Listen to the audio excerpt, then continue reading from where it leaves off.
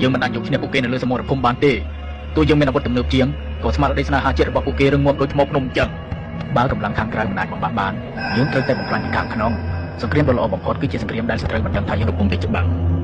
យើងនឹងមិនសម្លាប់ពួកគេដោយគ្រាប់កាំភ្លើងទេតែយើងសម្លាប់ពួកគេដោយស្លាបព្រាយើងនឹងបញ្ចេញសារធាតុគីមីពិសេសម្យ៉ាងដែលផ្សំក្នុងចំណីអាហារភេសជ្ជៈនិងបង្អែមដែលមានតម្លៃថោកនិងមានរូបរាងទាក់ទាញសារធាតុនេះនឹងមិនសម្លាប់មនុស្សភ្លាមៗទេតែវាជ្រាបចូលយឺតបំផ្លាញទៅខាងក្នុងបន្តិចម្ដង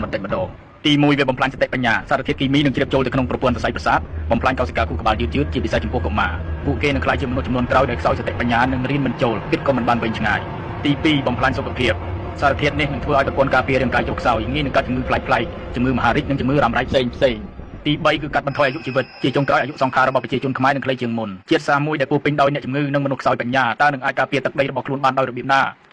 សំទោសលោកម្ចាស់តើនេះព្រៃផ្សៃពេកទេដឹងគោលដៅរបស់យើងគឺកុមារពួកគេគ្មានទោសអ្វីទេកុមារថ្ងៃនេះជាទាហាននៅថ្ងៃស្អែក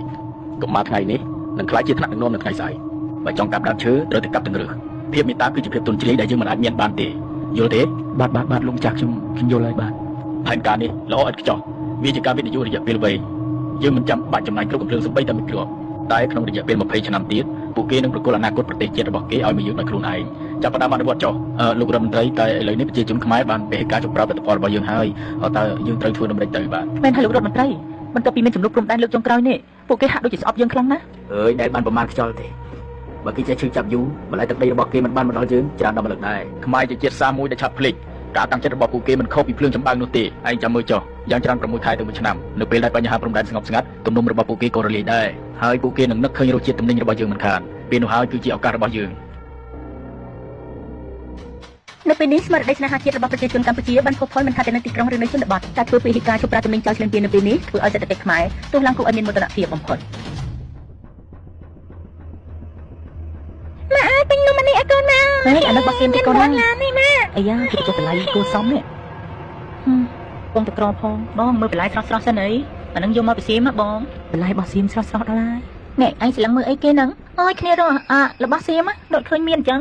អូនអើយរបស់សៀមស្អែកនាំចូលមកឲ្យអូនបងឲ្យបានថៃចូលស្តុកនៅបងមានអូនមានទៅមកពីម្សិលមិញនឹងអញអូនអូយមានបញ្ចុះតម្លៃពិសេសហើយមានរង្វាន់ទៀតណាអូន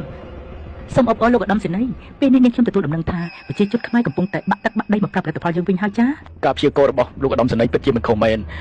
លោកឧត្តមសេនីយ៍បាននិយាយថា6ខែទៅ1ឆ្នាំឥឡូវមិនទាន់ដល់ផងគ្រាន់តែបញ្ហាព្រំដែនស្ងប់តែបន្តិចសោះពួកគេក៏ត្រឡប់មកវិញនេះគឺជាដំណឹងដែលគួរឲ្យរីករាយណាស់ចាំមើលតែ20ឆ្នាំទៀត